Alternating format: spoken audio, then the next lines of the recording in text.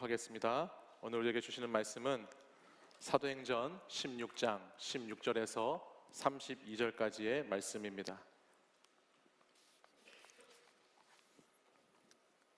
사도행전 16장 16절에서 32절 말씀을 저와 한 절씩 교독해서 읽겠습니다.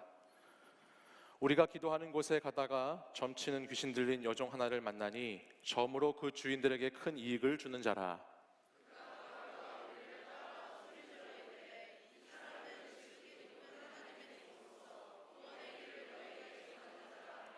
이같이 여러 날을 하는지라 바울이 심히 괴로워하여 돌이켜 그 귀신에게 이르되 예수 그리스도의 이름으로 내가 내게 명하노니 그에게서 나오라 하니 귀신이 즉시 나오니라.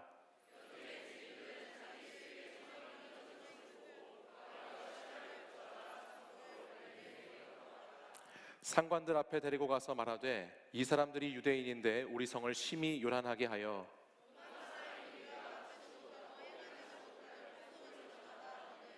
무리가 일제히 일어나 고발하니 상관들이 옷을 찢어 벗기고 매로 치라 하여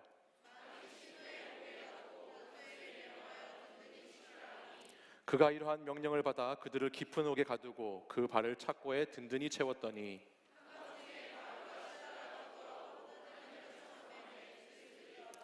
이에 갑자기 큰 지진이 나서 옥토가 움직이고 문이 곧다 열리며 모든 사람의 매인 것이 다 벗어진지라.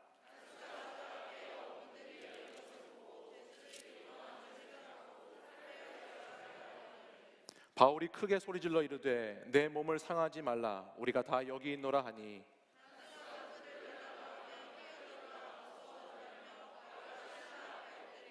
그들을 데리고 나가 이르되 선생들이여 내가 어떻게 하여야 구원을 받으리까 하거늘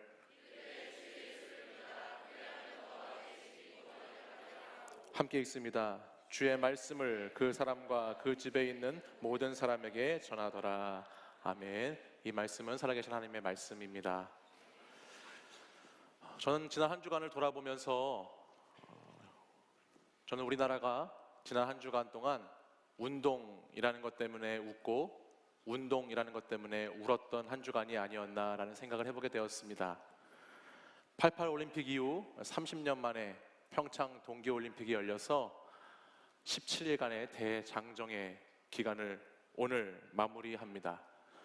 저마다 다양한 스토리를 가진 운동선수들이 땀을 흘리고 피땀을 흘려서 열심히 스포츠 경기에 임하는 모습을 보면서 많은 국민들이 추운 겨울을 따뜻하게 뜨겁게 보낼 수 있었습니다.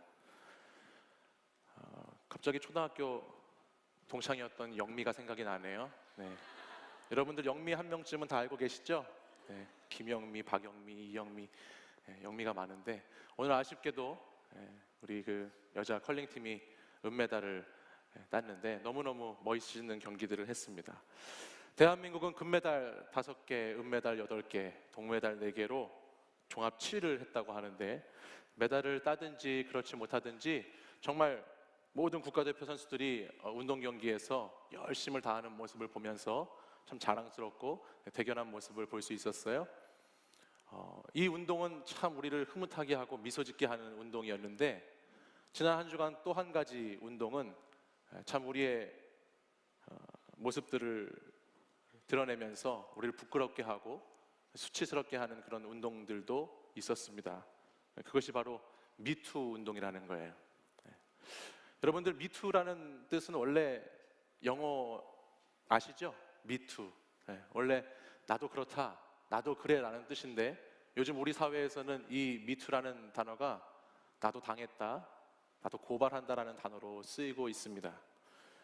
이 시대 저명한 유명 인사들의 성범죄로 인해서 대한민국 사회는 각계각층에서 폭로하는 이 미투에 동참하는 일들이 일어났고 지금 그것이 그 추하고 더러운 실상을 많이 드러내고 있습니다. 이 일들은 법조계, 연예계, 문화계, 그걸 넘어서 대학가, 또 요즘에는 종교계까지 그 파장이 일파만파로 지금 퍼져나가고 있는데 참 얼마나 안타까운 현실인지 모르겠습니다. 인간의 이기적인 욕망과 탐욕이 얼마나 큰지, 그 죄악의 그 쓴뿌리가 얼마나 고약한 냄새를 내는지 또 이 시대와 이 사회가 얼마나 부패해 버렸는지를 우린 요즘 이 미투 운동이라는 것을 통해서 많이 보게 되고 알게 됩니다. 모든 것이 참 많이 뒤엉켜 버렸고 뒤틀려 버렸고 잘못돼 버린 이 세상 속에서 우리가 살아가고 있는 것은 아닌가라는 생각을 하게 된다는 거예요. 여러분, 우리가 돈을 너무 밝히는 사람, 돈을 너무너무 좋아하는 사람을 보면서 저 사람 돈귀신이 들렸다라고 이야기를 하잖아요. 근데 요즘에는 성을 너무너무 밝히는 사람, 좋아하는 사람을 통해서 이렇게 말해야 될 것 같아요. 저 사람 성귀신이 들렸다. 굉장히 많은 사람들이 돈과 권력과 성의 노예로 이 땅을 살아가고 있는 모습을 보게 되고, 이 세상 가운데 같이 살아가는 저와 여러분들도 거기에서 결코 예외가 아니고 우리에게도 시험이 있고 유혹이 있고 도전이 된다는 것이 오늘 우리가 살아가는 이 시대의 모습이라는 것이죠. 그러나 이런 가운데 오늘 우리는 참된 그리스도인으로서 어떻게 복음의 삶을 살아갈 수 있을까, 이것을 고민하지 않을 수 없다라는 것입니다. 오늘 본문의 말씀 바울과 실라의 이야기는 아마 한 번쯤 교회 신앙생활을 했던 분이라면 다들 들어보셨을 만한 이야기예요. 바울과 실라 얘기 들어보셨죠? 바울과 실라가 복음을 전하다가 옥에 갇힙니다. 그렇죠? 근데 바울과 실라가 옥에 갇혔음에도 불구하고 열심히 하나님께 기도하고 찬송을 해요. 그러니까 갑자기 옥에 지진이 나고 막 옥문이 열려서 바울과 실라가 그 옥에서 풀려나 잘 먹고 잘 살았다라는 이야기로 많은 사람들에게 알려져 있는 이야기입니다. 근데 오늘 본문을 자세히 들여다보면 결코 이 내용이 그렇게 단순하게 끝나지 않는다는 것을 알게 돼요. 본문을 읽다 보면 너무나 많은 것이 뒤틀려 있고 엉켜 있고 비정상적인 상황에 놓여 있다는 것을 오늘 우리는 이 사도행전 16장의 본문을 통해서 알게 됩니다. 사실 오늘 제 설교 제목부터 좀 잘못되지 않았습니까? 설교 제목이 뭐죠? 보이세요? 설교 제목? 한밤중에 부르는 노래. 잘못됐잖아요. 왜 노래를 한밤중에 부릅니까? 노래를 대낮에 불러야지. 요즘같이 층간소음이 심한 세상에서 한밤중에 노래 불렀다가는 큰일 날 텐데, 제가 한 기사를 봤는데요, 이런 재미있는 내용이 있었어요. 층간소음에 관련된 내용인데, 층간소음이 있잖아요, 우리 많은 요즘 우리 사회에. 근데 이 층간소음을 오히려 참지 말고 복수를 해야 한다라는 기사가 있었어요.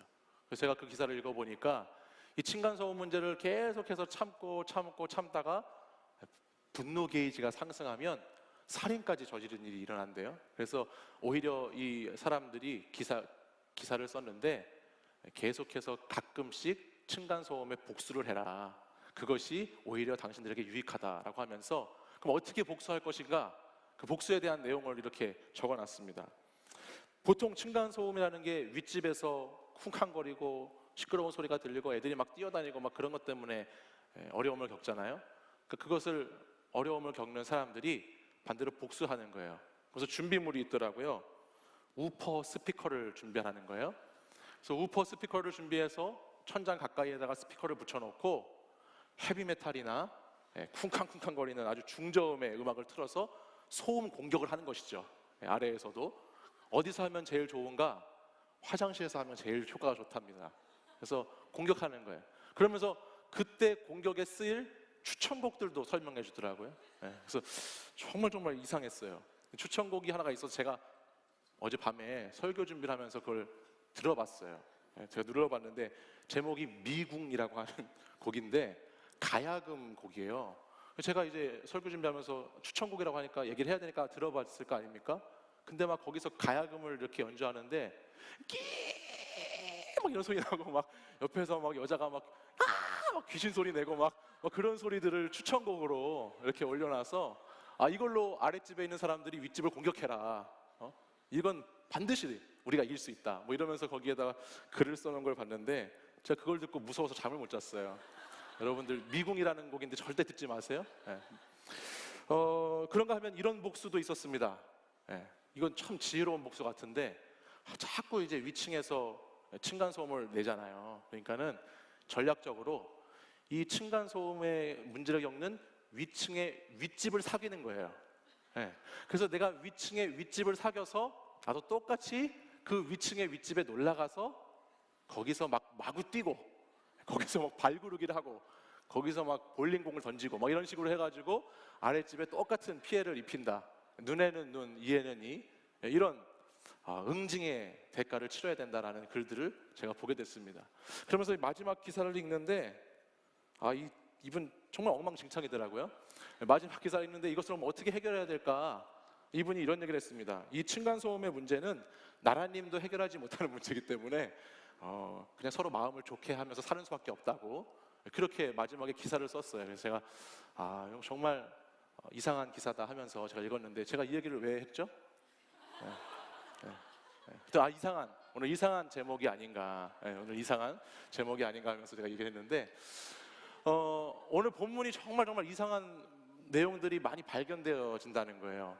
오늘 본문을 읽다 보면 이 본문이 상식적으로 우리에게 일반적으로 정상적으로 흘러가는 본문이 아니라 굉장히 많은 부분이 비정상적으로 이상적으로 쓰여지고 있다는 것을 발견할 수 있어요. 우리 한번 16장 16절 말씀을 같이 한번 보실까요? 16절 함께 읽어보겠습니다. 시작. 우리가 기도하는 곳에 가다가 점치는 귀신 들린 여종 하나를 만나니 점으로 그 주인들에게 큰 이익을 주는 자라. 아멘. 본문을 보면 귀신 들린 여종이 등장합니다. 이 여인이 무슨 귀신이 들렸죠? 점치는 귀신이 들렸어요. 근데 오늘 말씀을 보면 이 여인의 그 점치는 것을 통해서 주인이 상당히 돈벌이가 짭짤하게 돈을 많이 벌고 있다는 것을 알게 돼요. 본문에 보면 점으로 그 주인들에게 큰 이익을 주는 자라라고 기록되어 있지 않습니까? 여기서 뭐가 이상하지 않으세요? 뭐가 이상한가요? 먼저는 이 귀신 들린 여인을 돈벌이의 수단으로 삼아서 살아가고 있는 이 세상의 모습 자체가 이상한 것이죠. 여러분, 한 여인이 귀신 들렸습니다. 그럼 정상적인 사회라면 어떻게 해야 되죠? 그 여인을 불쌍히 여기고 그 여인에게 귀신이 어떻게 떠나가게 할지, 어떻게 이 여인을 치료할 수 있을지에 대해서 그런 생각을 해야 될 터인데, 오늘 이 빌립보 이 도시에 있는 이 사람들은 귀신 들린 여인을 통해서 돈을 벌고 있어요. 그리고 이것이 너무너무나 자연스럽게 진행되고 있다는 거예요. 근데 더 이상한 것이 있어요. 그게 뭐냐면 16절 말씀을 자세히 보면 점치는 귀신 들린 여종이 몇 명입니까? 점치는 귀신 들린 여종이 몇 명이에요? 한 명이에요. 근데 종은 한 명인데 주인은 몇 명이에요? 주인은 몇 명인지 정확하게 나와 있지는 않지만 주인들이라는 표현을 봤을 때 주인들은 여러 명이 된다는 것을 알 수 있어요. 뒤에 이어지는 19절 말씀에 가보면 이 주인들이 바울과 실라를 잡아다가 장터로 끌고 가서 사람들에게 매맞도록 넘겨주거든요. 그러니까 아마 이 주인들은 꽤 숫자가 많았던 것 같아요. 여러분, 보통 상식적으로 생각해 보면 여러분, 주인이 많아야 됩니까? 종이 많아야 됩니까? 뭔가 권위가 있고 힘이 있는 주인 아래 종들이 여러 명이 있는 것이 상식적인 것인데, 오늘 본문을 보면 어떻게 주인들이 많이 있고 종은 하나다라고 딱 말씀을 주고 있다는 거예요. 성경에도 이 주인과 종에 대한 이야기들이 참 많이 나오는데요, 제가 성경을 찾아봤는데 그 어디에서도 주인과 종들이라는 말씀은 많이 나오는데 주인들과 종 하나, 이런 얘기들은 여기 본문에서만 유일하게 찾아볼 수 있는 말씀이더라고요. 분명히 정상적인 세상에서는 주인이 하나고 종들이 여럿이어야 하는데 뭔가 이상하다라는 것이죠. 뭔가 이상해요. 저는 이 말씀을 묵상하면서 이런 생각을 해봤어요. 이 사도행전 16장에서 도대체 그럼 이렇게 뭔가 이상한 부분을 통해서 무엇을 이야기하고자 하는 것일까? 귀신 들린 여인을 통해서 주인들이 돈을 벌고 있는 이 어그러지고 비정상적인 세상, 또 종들보다 주인들이 더 많은 이 비정상적인 세상이 오늘 우리가 살고 있는 이 시대에도 비슷한 부분이 많이 있다라는 것을 제가 발견하게 됐다는 거예요. 사실 여러분, 오늘 저와 여러분이 살고 있는 이 세상에서 얼마나 많은 순간, 얼마나 많은 자리에서 오늘 이 본문에 나오는 이 여인처럼 사람이 수단화되고 도구화되어 살아가고 있습니까? 제가 앞에서도 미투 운동에 대한 이야기를 나눴지만 사람이 사람으로 사람을 대접하고 있는 사회가 아니잖아요, 지금. 그렇죠? 그리고 오늘 이 시대를 살아가는 얼마나 많은 사람들이 많은 주인을 섬기고 있습니까? 물질의 주인을 섬기고 있고, 성공의 주인을 섬기고 있고, 쾌락의 주인을 섬기고 있고, 놀라운 주인들이 너무너무나 많이 주변에 있다라는 것이. 그래서 어쩌면 오늘 이 본문의 내용은 사실 오늘 우리의 사회와 우리의 세상을 한번 생각해 볼 수 있게 해주는, 모든 것이 참 많이 엉켜 있고 뒤틀려 있고 잘못되어 있는 세상에 대한 이야기를 우리에게 들려주는 것이 아닌가라는 생각을 해보게 된다는 거예요. 바울과 실라는 바로 그 세상의 중심에 오늘 주인공으로 등장합니다. 그리고 그 바울과 실라는 이 돈 때문에, 쾌락 때문에 누가 진짜 주인인지 모르고 살아가는 사람들 가운데, 자기 자신을 주인이라고 여기며 살아가는, 다른 사람을 수단과 도구라고 생각하는 그 세상 가운데에서 빌립보 안에서 오늘 자신의 복음을 가지고 살아가는 인생을 보여주고 있어요. 오직 주님, 이 한 분만을 믿는 믿음으로 살아가는 사람들의 모습을 보여준다는 거예요. 그렇기 때문에 바울과 실라는 이 빌립보에서 귀신에 사로잡혀 있던 이 가련한 여인을, 그 여인에게 있던 더러운 귀신을 쫓아내 주는 것이죠. 만약 바울과 실라도 동일하게 이 빌립보 세상에 있는 사람들처럼 생각하고 사고하고 가치관을 가지고 있었다면 결코 이런 일은 할 수 없었을 겁니다. 그러나 세상의 주인은 은과 금은 없지만 내게 있는 이것을 내게 주노니 나사렛 예수 그리스도의 이름으로 일어나 걸으라고 말했던 베드로의 그 선포처럼 오늘 이 바울과 실라는 내게 있는 예수 그리스도의 이름으로 그 귀신에게 명해서 나가라 라고 선포합니다. 그러나 즉시 귀신이 나오게 되죠.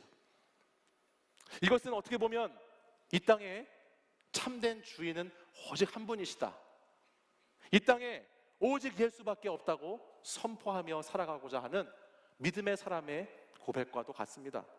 그래서 이 말씀을 보면 이것이 계기가 되어서 19절 이하에 있는 말씀에는 이것이 계기가 되어서 심한 문제의 공경에 바울과 실라가 빠지게 되는 것을 보게 돼요. 우리 19절 말씀 함께 보실까요? 19절 함께 읽겠습니다. 시작. 바울과 실라를 붙잡아 장터로 관리들에게 끌어갔다가, 아멘. 빌립보에서 귀신을 쫓아내주는 것은 정상적인 사회라면 상 받을 일이고 너무나 훌륭한 일이고 칭찬받을 일이지만 오늘 이렇게 뒤틀려버린 이 세상에서 귀신을 쫓아내줬던 이 일은 벌 받을 일이 되어버렸습니다. 그래서 바울과 실라는 그 여종의 주인들에게 붙잡혀서 장터로 질질 끌려가게 됩니다. 그리고 그곳에서 많은 동일한 가치관을 갖고 살아가는 사람들에 의해서 심한 고난을 당하게 돼요.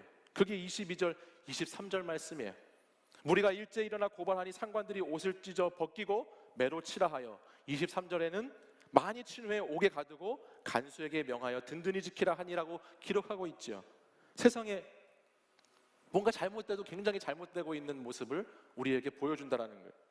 그냥 단순히 이 바울과 실라는 고발만 당한 것이 아니라 여기 말씀에 보면 변호할 시간도 없이 옷이 찢겨지고 수많은 매질을 당하고, 그것도 모자라서 깊은 감옥 속에 들어가게 되고, 그곳에서도 두 발이 착고에 차인 채로 그런 심각한 고난을 겪게 된다는 거예요. 도대체 귀신 들린 사람을 구해준 것이, 귀신을 쫓아내준 것이 무엇이 잘못이기에 지금 이렇게 깊은 감옥에, 외부와는 완전히 단절된 곳에서 발에는 착고를 메고, 당시의 착고는요, 이 죄수들이 가랑이가 찢어질 정도로 이렇게 두 발을 쫙 벌려서 그걸 고정시켜 놓는 틀이라고 그러거든요. 그러니까는 다리가 쫙 찢어져서 옴짝달싹하지 못할 만큼 그렇게 묶여 있게 되었다라는 것입니다. 근데 이어지는 말씀, 그렇게 이런 내용이 그래, 이건 좀 이상하다라고 계속해서 말씀을 읽어가다 보는데 또 이해되지 않는 말씀이 25절에부터 또 시작된다는 것이죠. 25절 말씀 한번 읽어볼까요? 함께 읽겠습니다. 시작. 한밤중에 바울과 실라가 기도하고 하나님을 찬송하며 죄수들이 듣더라. 여러분 상상해 보십시오. 바울은 지금 더러운 귀신에 사로잡혀 돈에 눈이 멀어서 고용주에게 착취당하던 아주 그 가련한 여인을 도와주었습니다. 근데 그 여인의 귀신을 쫓아내줬다는 것 때문에 바울은 모함을 받고 장터로 끌려 나와서 수많은 사람들에게 매질을 당해서 거의 죽기 직전까지 엄청난 고난을 겪게 됩니다. 그리고 깊은 감옥으로 끌고 가서 그곳에 두 발을 착고에 묶인 채로 제대로 서 있을 수도 없고 그렇다고 누울 수도 앉을 수도 일어날 수도 없는 아주 완전히 결박된 상태로 심한 고난에 심한 괴로운 처지에 놓여 있게 되었다는 거예요. 근데 여기서 바울과 실라가 무엇을 하고 있다는 것이에요? 이 한밤중에 바울과 실라가 기도하고 하나님을 찬송합니다. 이상하잖아요? 저는 이 말씀을 읽는데 계속 너무 이상한 거 이해가 되지 않는 거예요. 바울과 실라가 이런 상황 가운데 하나님께 기도하고 찬송을 합니다. 그것도 옆에 있는 다른 죄수들이 들을 정도로 큰 소리로 하나님을 찬양하고 기도하고 있어요. 그러니까 우리가 잘 알듯이 그러자 어떤 일이 일어나죠? 26절 말씀을 보실까요? 그러자 이런 일이 일어납니다. 이에 갑자기 큰 지진이 나서 옥터가 움직이고 문이 곧 다 열리며 모든 사람의 매인 것이 다 벗어집니다. 네, 저를 보세요. 바로 여기까지가 우리가 기대하던 오늘 본문의 이야기예요. 우리가 그렇게 기대하던 이야기가 시작되는 거예요. 드디어 바울과 실라가 어려운 상황 속에서도 이들이 믿음을 잃지 않고 끝까지 기도하고 하나님을 찬송하면서 그렇게 믿음을 지키고 살았더니 글쎄 세상에 갑자기 큰 지진이 나고 옥터가 흔들리고 막 문이 저절로 열리고 발에 있는 착고가 막 풀려나서 와, 놀라운 기적이 일어난다. 이야, 이 장면을 보면서 이것이야말로 진짜 기도의 응답이고 이것이야말로 놀라운 찬송의 힘이다 라는 것이 우리가 늘 들었던 내용이고 늘 이 본문을 통해서 받았던 은혜입니다. 물론 맞습니다. 맞아요. 기도할 수 없는 상황에서 기도하는 것, 찬송할 수 없는 환경에서 찬송하는 것, 그것이 놀라운 기적이죠.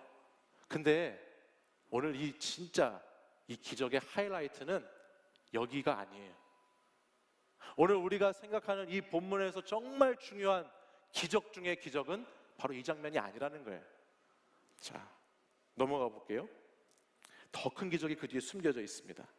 그게 뭐냐면 이렇게 지진이 나서 옥문이 열리고 착고에서 발이 풀어지고 바울과 실라가 자유할 수 있는 사람이 되었는데, 여러분 본문 말씀을 같이 읽었던 것처럼 바울과 실라가 어디에 있죠? 그대로 감옥에 있습니다. 도망갔나요? 자유를 찾아, 광명을 찾아 떠나갔나요? 그렇지 않습니다. 오늘 바울과 실라와 죄수들은 그대로 그 감옥에 머물러 있습니다.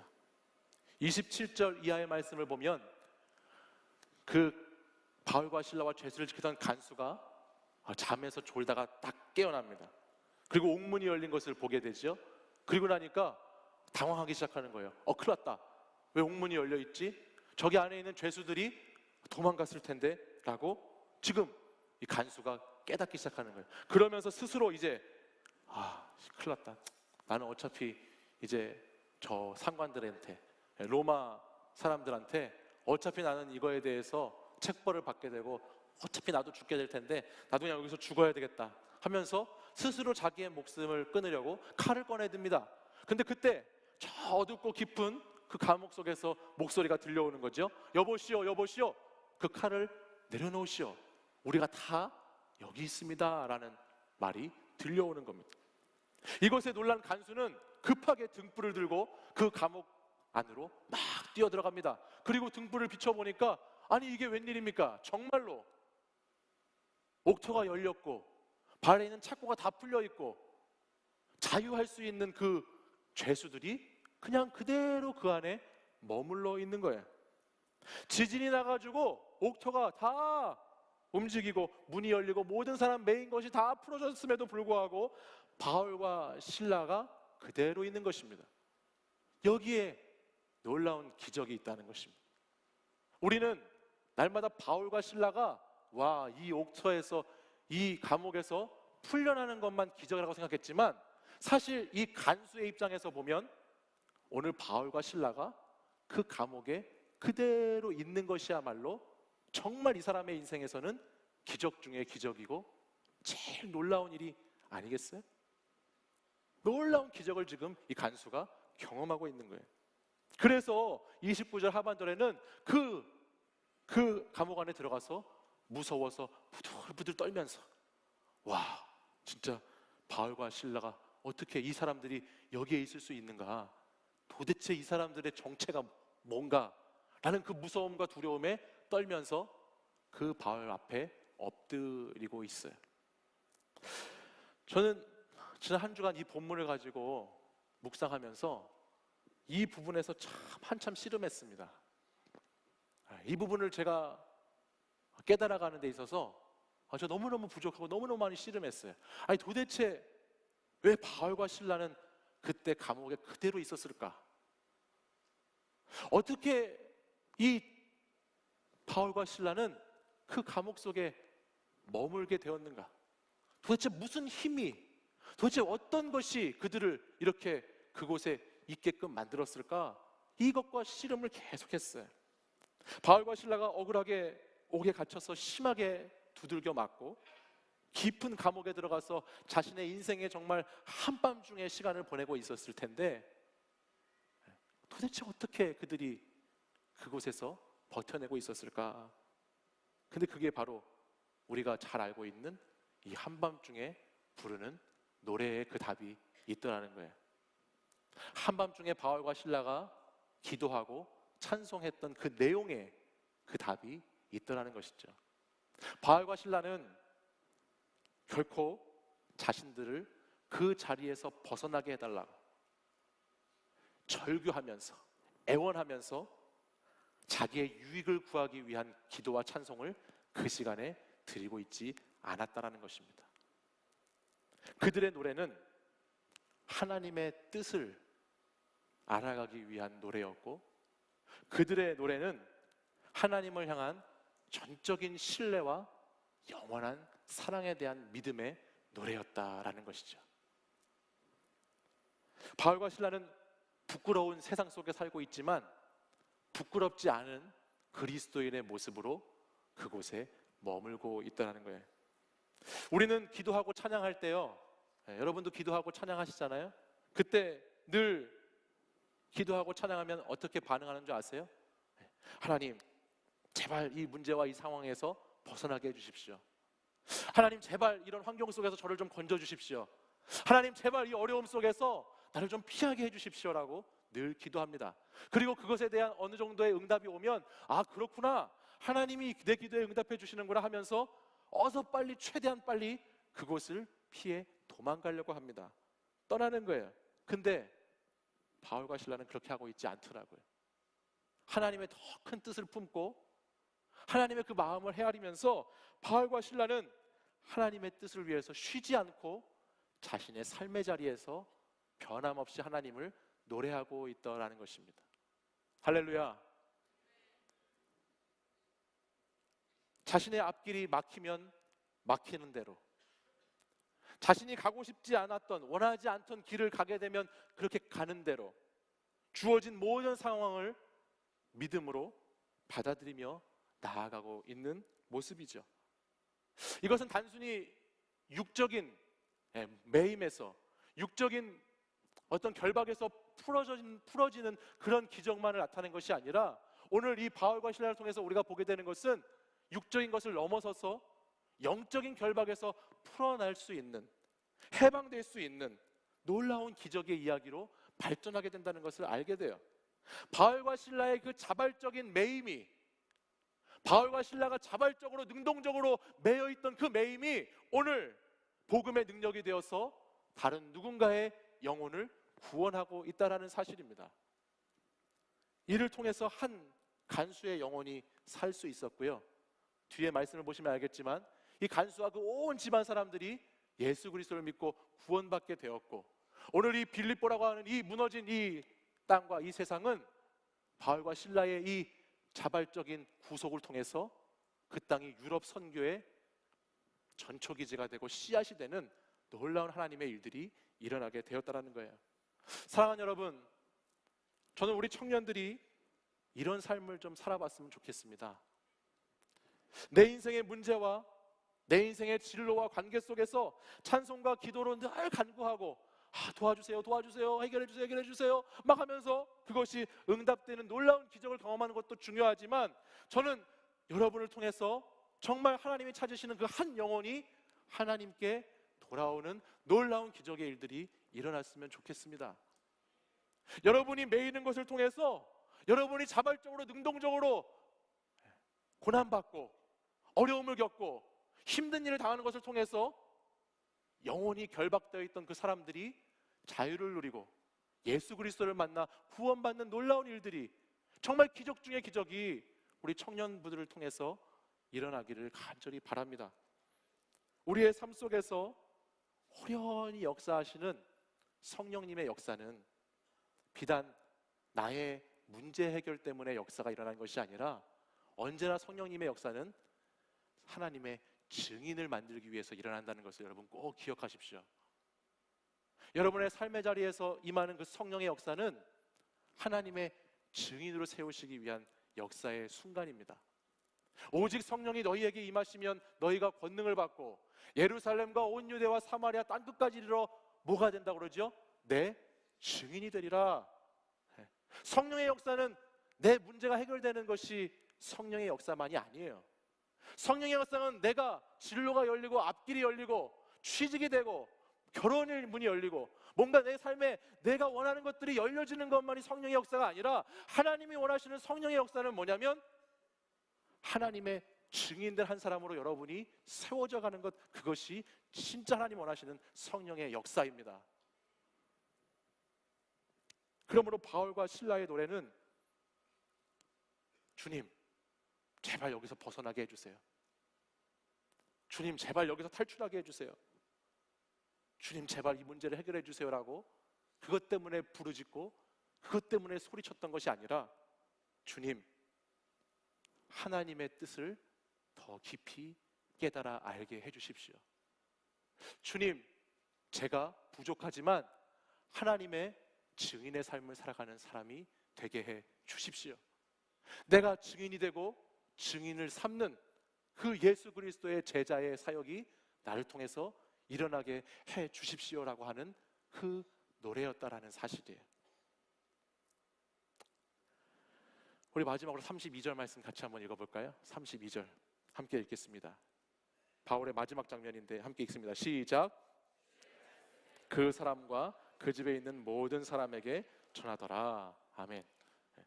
바울이 이제 그 옥에서 풀려나서 그 간수하고 만남을 가지고 그 간수에게 복음을 증거했죠.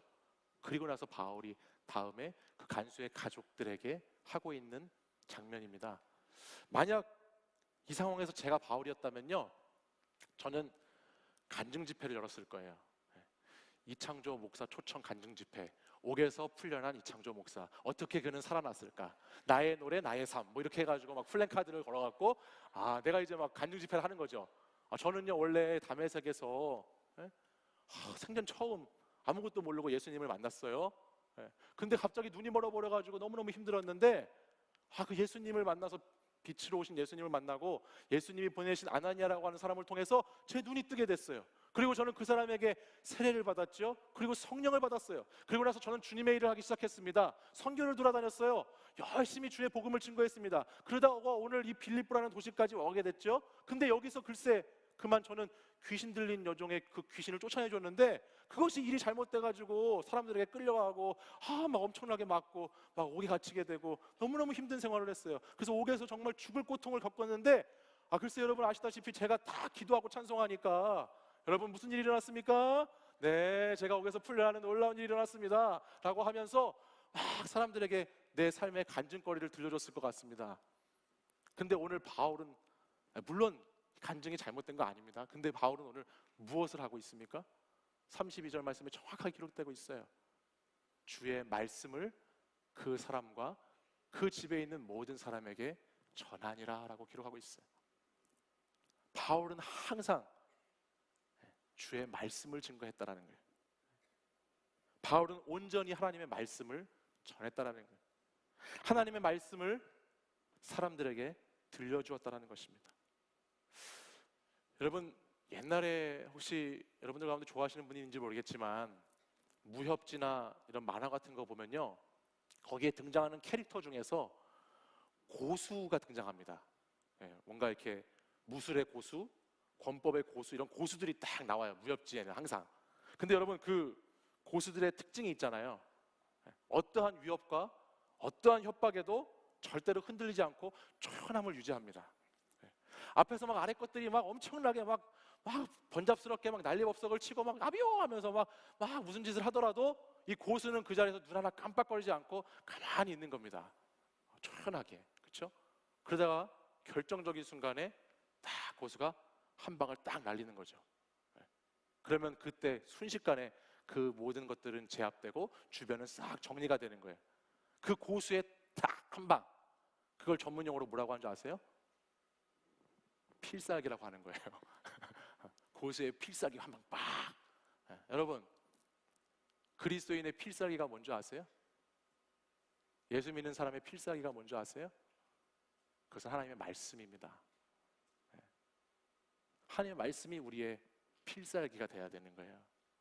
저는 사랑하는 우리 청년 여러분들이 영적인 고수가 되셨으면 좋겠어요.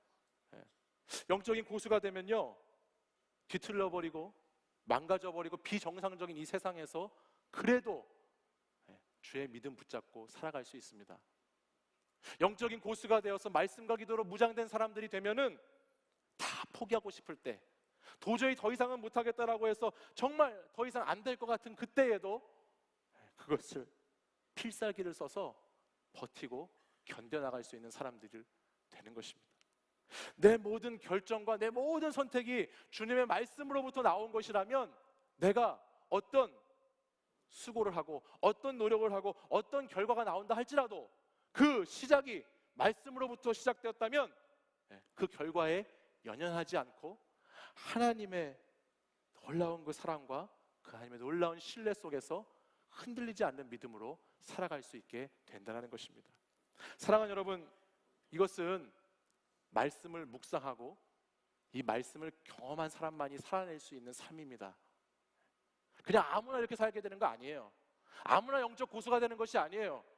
이것은 이 말씀을 묵상하고 이 말씀을 살아봤던 사람만이 할 수 있는 놀라운 하나님의 기적의 역사이죠. 여러분들, 제가 다시 한번 권면합니다. 또 얘기합니다.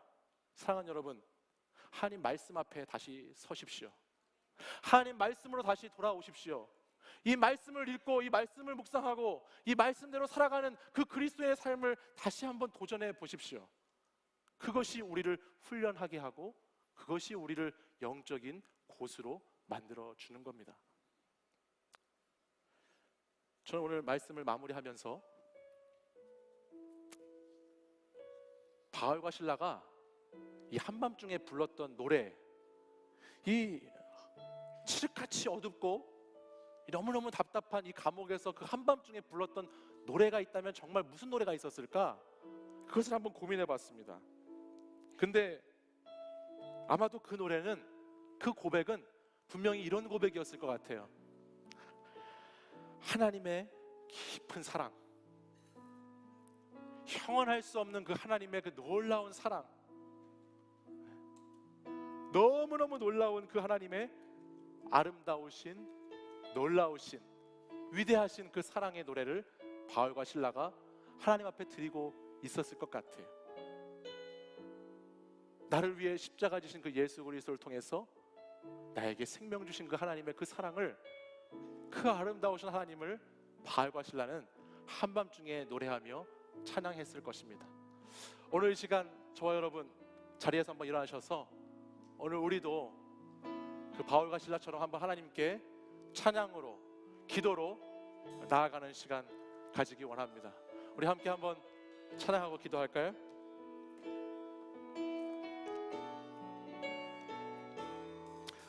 내 안에 주를 향한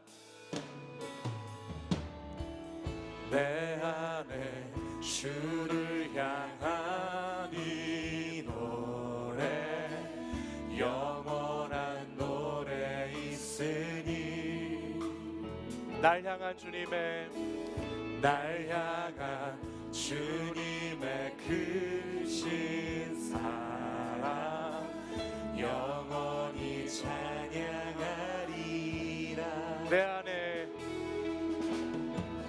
내 안에 주를 향한 이 노래 영원한 노래 있으니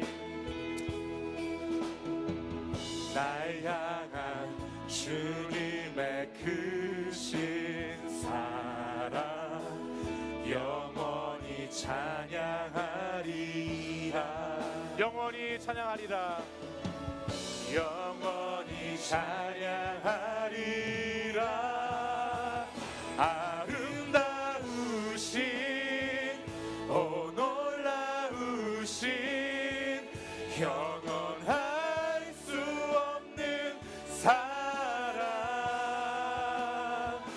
오 위대하신 하나님의 사랑 영원히 찬양하리라. 우리 다시 한번 고백하겠습니다. 내 안에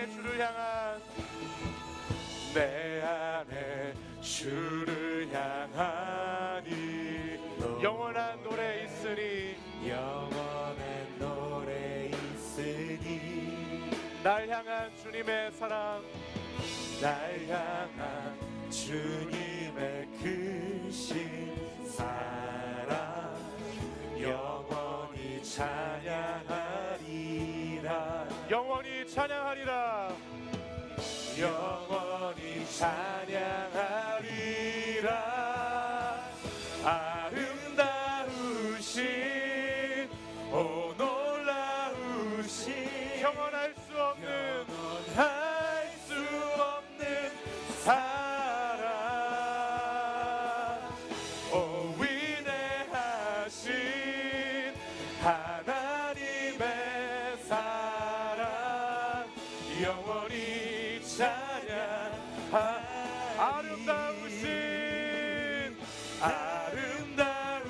아름다우신 오 놀라우신 영원할 수 없는 사랑 오 위대하신 하나님의 사랑 영원히 찬양하리.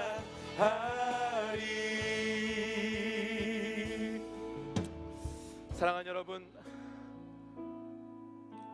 우리가 한밤중에 그 어두움 가운데 있을 때에 하나님은 우리에게 찾아오셔서 날마다 우리를 사랑한다고 말씀하시는 하나님이신 줄 믿습니다. 바울과 실라는 이 하나님의 그 큰 사랑, 이 하나님의 아름답고 놀랍고 위대하신 그 사랑이 그 사람의 중심에 있었기 때문에, 말씀과 기도로 충만해 있었기 때문에 그 한밤중에 그 어려운 가운데에도 하나님을 찬양하고 높일 수 있는 노래를 부를 수 있었습니다. 오늘 사랑하는 여러분, 여러분도 이런 믿음의 사람, 이런 신앙의 사람이 되시기를 간절히 소원합니다. 우리 청년 여러분들, 바울처럼 신라처럼 하나님 앞에 사랑의 노래 불러드릴 수 있는 청년들이 되시기를 간절히 바랍니다. 우리 2절 한 번 더 찬양하고 기도하겠습니다. 십자가 그 사랑 찬양하리.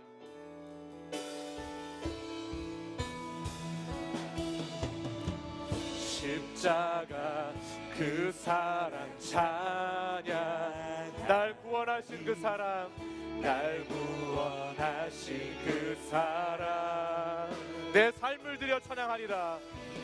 내 삶을 드려 찬양하. 놀라우신 주의 사랑, 놀라우신 주의 사랑 영원히 찬양하리라. 영원히 찬양. 우리 두 손 들고 고백하겠습니다. 아름다우신 오 놀라우신 영원 사랑 오 위대하신 하나님의 사랑 영원히 찬양 주와 같은 분은 없네 할렐루야 분은 없네 이 세상 그 누구도 주와 같은 분은 없네 주와 같은 분은 없네 누구도 바꿀 수 우리 다시 한번 주와 같은 분은 없네 주와 같은 분은 없네 이 세상 그 누구도 주와 같은 분은 없네 주와 같은 분은 없네 누구도 바꿀 수 없네 아름다우신 오 놀라우신 영원할 수 없는 사랑 오 위대하신 하나님의 사랑 영원히 찬양하리 우리 다 함께 한번 기도하겠습니다 하나님 우리가 한밤중에 인생을 살아갈지라도 주님 끝까지 붙잡고 노래하는 삶이 되게 하여 주시옵소서 말씀과 기도로 충만한 삶을 살았어 어떠한 삶의 어려움이 닥칠지라도 그때 하나님을 여전히 찬양하며 여전히 경배하며 여전히 주님만을 사랑하는 삶이 될 수 있도록 인도하여 주시옵소서 나의 노래 나의 끝까지 붙잡을 노래 오직 하나님 사랑하는 그 사랑하는 마음뿐입니다 이 시간 주님 사랑의 마음을 고백하며 주여 주여 세 번 부르짖고 간절히 한번 기도하겠습니다 주여 주여 주여 오 하나님 아버지 오늘도 우리에게 사랑의 음성을 들려주시고 하나님 우리에게 말씀하여 주시고 우리 가운데 오셔서 아버지 하나님 우리 순간들의 삶의 자리마다 찾아가시는 하나님 아버지 감사합니다 아버지 많은 것이 어그러 많은 것이 어두워 아버지 쓰러져가지고 사랑할 수 있도록 아버지 하나님 기억해버리고 사랑해버리고 부패한 이 세상을 살아가는 아버지 그러나 우리의 삶의 모습 하나님 아버지 온전히 주님께서 말씀을 세상이 우리를 되게 할 때 우리가 하나님의 흔들리지 않고 아버지 세상이 다른 것이 아니라 그 무엇도 아니라 오직 아버지 주여